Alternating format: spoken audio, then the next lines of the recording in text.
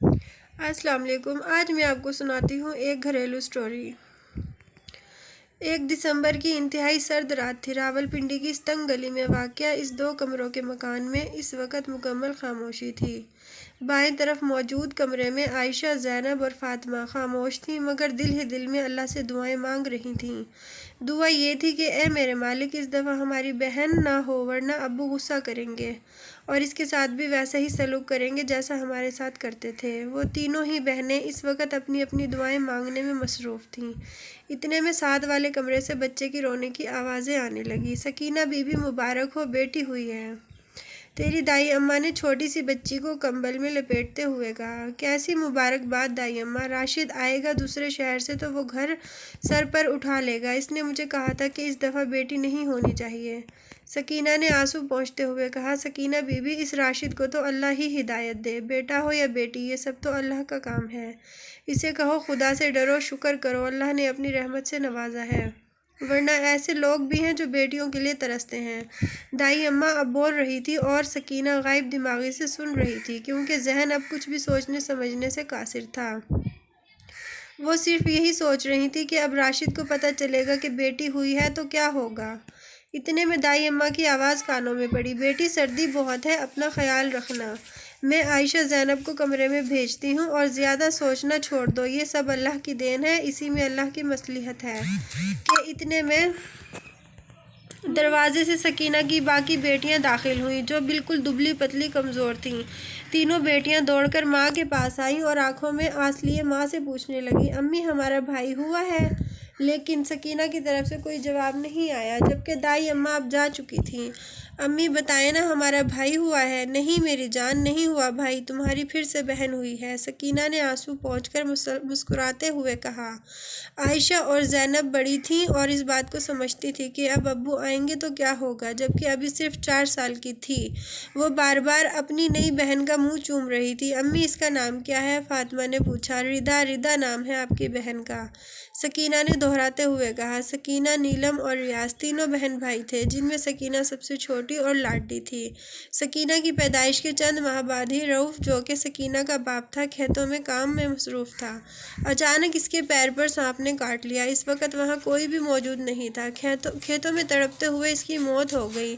یاسمین، سکینہ کی ماں، نے اکیلے ہی اپنے بچوں کو پالا پوسا، گھر گھر جا کر کام کرتی، اپنے بچوں کی ہر جائز ضرورت کو پورا کیا۔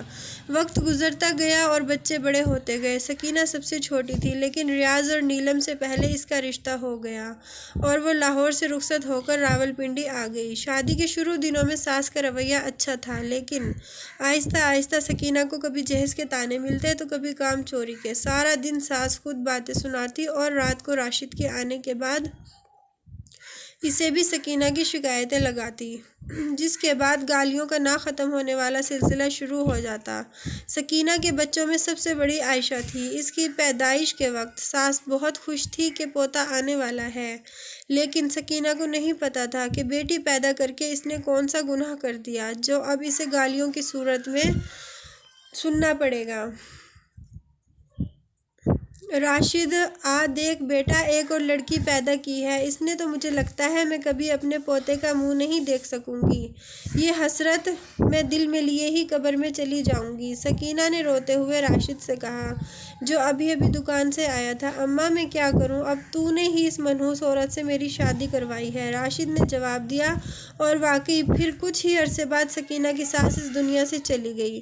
کچھ لوگ شاید اس بات کو یا تو سمجھتے نہیں ہیں یا پھر سمجھنا ہی نہیں چاہتے کہ اولاد چاہے بیٹی ہو یا بیٹا، وہ اللہ کی مرضی ہے، اگر بیٹا نعمت ہے تو بیٹی بھی اللہ کی رحمت ہے، اور راشد بھی انہی لوگوں میں سے تھا جو ابھی بھی جانے سے پہلے سکینہ کو کہہ کر گیا تھا کہ مجھے بیٹا چاہیے، اگر اس دفعہ بیٹا نہیں ہوا تو ماں بیٹیوں کو گھر سے نکال دوں گا، پڑی رہنا پھر سڑکوں پر۔ اب ردا کی پیدائش کے بعد سکینہ کو یہی ڈر تھا کہ راشد آئے گا تو کیا ہوگا۔ اگلے دن دوپہر کے وقت راشد گھر میں داخل ہوا۔ تینوں بچیاں اپنی نئی بہن کے ساتھ کھیل رہی تھیں جبکہ سکینہ کھانا بنانے میں مصروف تھی۔ دھڑام کی آواز کے ساتھ دروازہ بند ہوا تو تینوں بچیوں نے سہم کر پیچھے دیکھا جہاں غصے سے سرخ چہرہ لیے راشد کھڑا تھا۔ دروازے کی آواز سن کر سکینہ بھی باہر آ گئی۔ کون ہے زینب جو اتنی زور سے دروازہ؟ باقی الفاظ اس کے منہ میں ہی رہ گئے۔ راشد غصے سے دیکھتا ہوا سکینہ کی طرف آیا۔ السلام علیکم راشد، آپ آ گئے؟ کھانا؟ اس سے پہلے کہ سکینہ کچھ اور کہتی راشد کی گرجدار آواز گونجی، بکواس بند کرو اپنی اور دفع ہو جاؤ میرے گھر سے۔ کہا تھا نا میں نے کہ مجھے بیٹا چاہیے، لیکن تم منحوس عورت ہو، تم کبھی بیٹا پیدا نہیں کر سکتی۔ اور تم تینوں کیوں رو رہی ہو؟ تمہاری ماں ابھی زندہ ہے، مری نہیں ہے۔ تو راشد کیسی باتیں کر رہے ہیں آپ؟ یہ سب میرے بس میں نہیں، یہ اللہ کے کام ہے۔ وہ رب کسی کو بیٹا عطا کرتا ہے، کسی کو بیٹی، اور کسی کو بے اولاد رکھتا ہے۔ جو بیٹیوں کو ترستے ہیں ان معصوم بچیوں نے آپ کا کیا بگاڑا ہے؟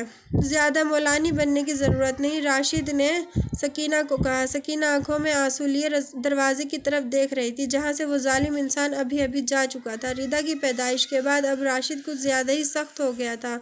2 وقت کی روٹی تو بیوی بچوں کو دیتا تھا، لیکن اس کے علاوہ کسی اور چیز کی ضرورت ہوتی تو سکینہ اور بچوں کو کہتے ہوئے بھی ڈر لگتا، کیونکہ راشد غصے میں آ کے گھر کی چیزیں توڑنا شروع کر دیتا۔ اگر سکینہ کچھ کہتی تو اسے اور بچیوں کو مارتا، اور اس سب سے تنگ آ کر سکینہ نے خود کپڑے سینے شروع کر دیے۔ جو چند پیسے اسے ملتے ان پیسوں سے اس نے اپنی بیٹیوں کو ایک سرکاری اسکول میں داخل کروایا۔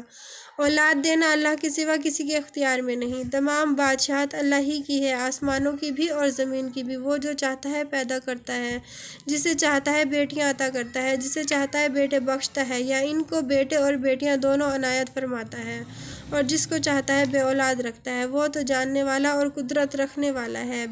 سورہ الشورى آیت 50 اور 49۔ بے شک اولاد دینا صرف اور صرف اللہ کے اختیار میں ہے۔ جب ردا 3 سال کی ہوئی اللہ نے سکینہ اور راشد کو ایک ساتھ 2 بیٹوں سے نوازا۔ سکینہ تو خوش تھی ہی، لیکن راشد کی خوشی کی کوئی حد نہیں تھی۔ سکینہ نے اسے زندگی میں کبھی اتنا خوش نہیں دیکھا تھا۔ عائشہ، زینب، فاطمہ اور ردا بھی بہت خوش تھیں۔ ان کا بھی یہ خیال تھا کہ اب ابو کا رویہ ہمارے ساتھ ٹھیک ہو جائے گا، مگر محض یہ خیال ہی تھا، کیونکہ ریحان اور ایان کی پیدائش کے بعد بیٹیوں کے ساتھ راشد کا رویہ سخت ہو گیا۔ وہ بیٹوں کو تو سر پہ بٹھا کر رکھتا تھا، جبکہ بیٹیوں کو کمتر سمجھتا، ہر وقت ڈانٹ ٹپٹ کرتا۔ بہنوں کے ساتھ باپ کے رویے کو دیکھتے دیکھتے ریحان اور ایان بھی رویہ بھی ان کے ساتھ خراب ہوتا گیا۔